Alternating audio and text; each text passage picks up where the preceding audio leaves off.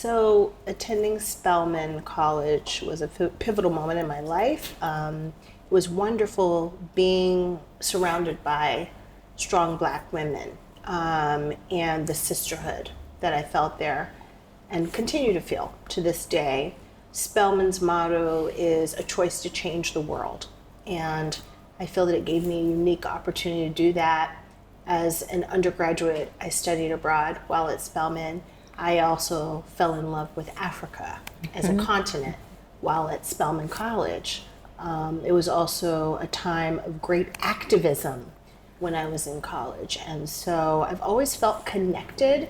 Spelman to date has a very strong international and study abroad program.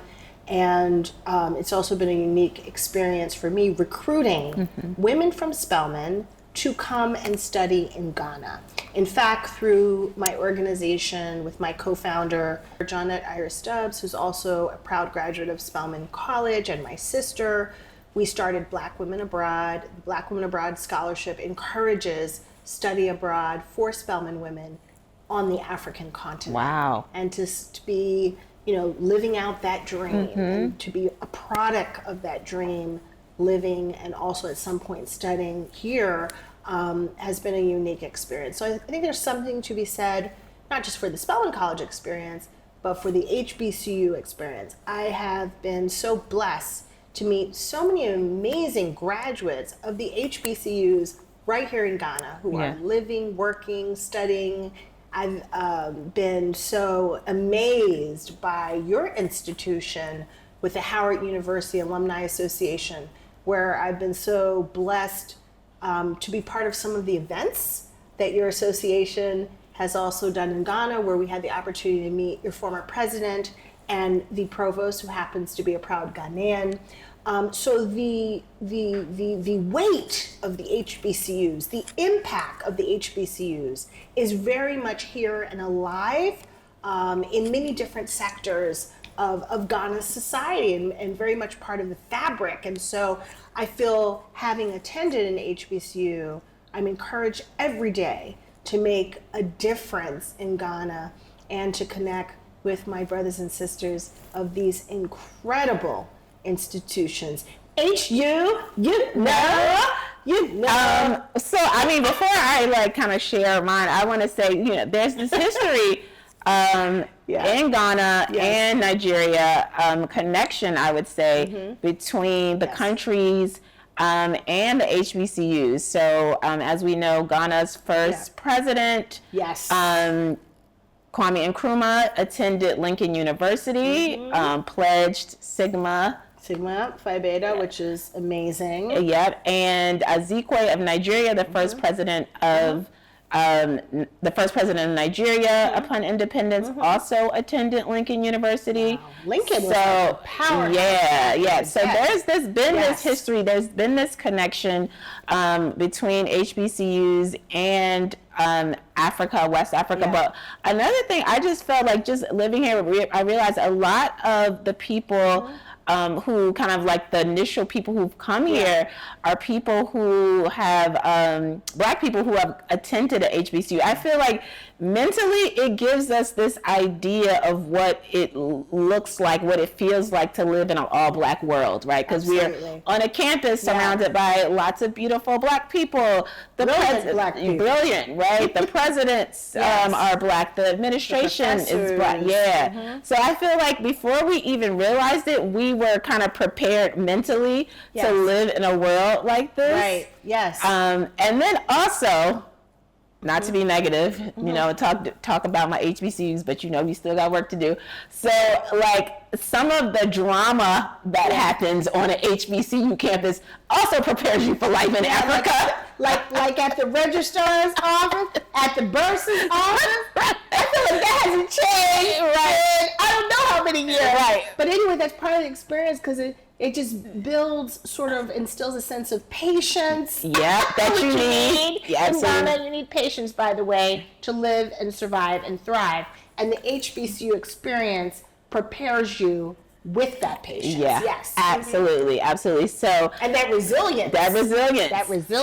Yeah. So all of that, I feel like I didn't know that before. It's not like when I was like a student at Howard, I was like, one day I'm going to live in Africa and like this experience is going to help me. Like, you don't know that. But once you get here, oh my goodness, and you're like, oh my God, it really prepared me. And speaking about the network, you know, I went to Howard and I just feel like that network is so powerful. Like anytime I meet somebody from Howard anywhere in the world, the way that they instantly open up and they want to help you, and if there's anything that they can do, they will help you. It's done. It's done, right? And so I'm a part of the Howard University alumni here in Ghana. You know, there's people who live here in Ghana, people who visit here in Ghana, and we are like open and support, and we do programming around that. We do something every year to support like the Ghanaian students who are about to go to Howard University, you know, just kind of give them a little kickoff. So that's probably, and I've been to events. I had an event in Lagos, Nigeria with the Howard University alumni there. So Howard don't play. You all do not play. And let me say, because you all do not play, Spelman also doesn't play. Morehouse also doesn't play. And we've taken your great example here in country of the Howard University Alumni Association, which has done, as you mentioned, great things, great impactful things in this country and in the sub-region, right? We are also inspired and are beginning to talk about and meet on the Spell House Alumni Association. And so it started off with just a handful of us, but more and more graduates of Spelman and Morehouse have also moved and doing fantastic things in many different sectors in the society. And so we are inspired to do that. Beyond that, I also wanted to mention that I'm a proud board member of the HBCU Africa Education Coalition, HIAC, and we're focused on a Pan-African model of study abroad. And we're also inspired to have 100,000 young people study abroad in Africa, and also Africans, continental African students also go to HBCUs in the United States. And I have to say, since we started it, I'm on the board, it has been growing, and we're seeing the examples of students from University of Ghana and other institutions here now being fully funded to do programs at Clark Atlanta University is one, Morgan State, and many others. Howard University as well. And so that's why we're all here, to be able to have those exchanges, to be able to meet, connect, and also around higher education. So I think it's fantastic. You also highlighted, I wanted to say, D9. And so I'm a proud member of D9. I'm a member of Alpha Kappa Alpha Sorority Incorporated. And one of the fantastic things beyond the HBCUs is that the D9 is alive and well in Ghana. And so there's not a day that goes by that I don't hear about an event, not only for my beloved sorority, Alpha Kappa Alpha Sorority Incorporated, but the Deltas are present, the Zetas, the Alphas, the Omegas. The Omegas, they're serious here in Ghana. Yes, they are. They have an incredible, they're very well known for borehole projects all across the country. I mean, we're all doing something. And it's so nice. In college, you know, we were all a bit competitive with each other, and it just happens, although we are D9. But here, we are so unified as D9. Some of my best sisters are of Zeta Phi Beta Sorority Incorporated, for example, who I didn't know so much when I was in the United States. So we all work together to do programs. We participate in each other's programs. And so it's fantastic. And I am so pleased.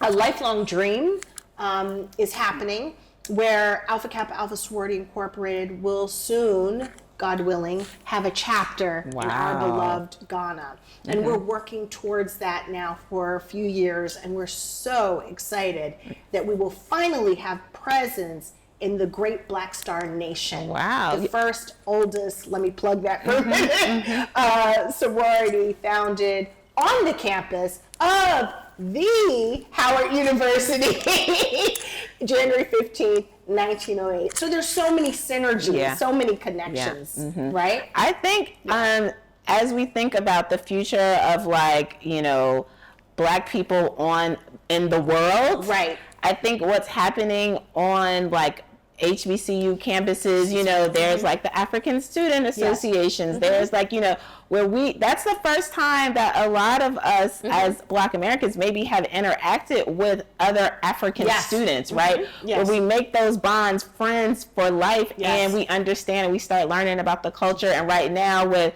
like African pop culture being so huge, music, film, all of that, Afrobeats on the colleges, you know, it is just booming. And it's like, I just feel like those bonds and that platform and that foundation is being built on the HBCU campuses, and it's really going to grow. We're living it out right now, and we see what it can be and what it can grow to be, and like just really proud to say that. Definitely HBCU students, come do your definitely make sure you do study abroad, summer abroad. If you can get on the African continent, like it will be a really, really powerful experience for you. Absolutely. And check out also the Hayek programs, because they have study abroad programs, short-term study abroad in many parts of the continent, including Ghana.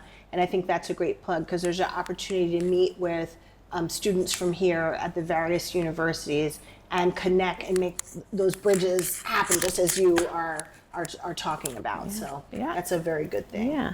Well, thank you so much for joining us for this episode of the Araminta Society Conversations, where Chris and I have just really been sharing some of our insights and experiences on making the move to the motherland, really, I would say living and thriving, right? Because one thing we haven't really brought up, a lot of times when you see like two foreigners, two expats together, they turn into like this bitch fest where all they're doing is talking about all the things that they hate or bad things that have happened to them in Ghana. And like we obviously, like things can happen, and moving to another country, another continent, there are going to be challenges, right? But I think like we've been very lucky to have like very positive experiences, and we want like you to know that you can thrive here. You can have a really positive experiences about your mindset shift as well. It's about doing the research a lot, as much as you can before you come, and while on the ground, and always staying open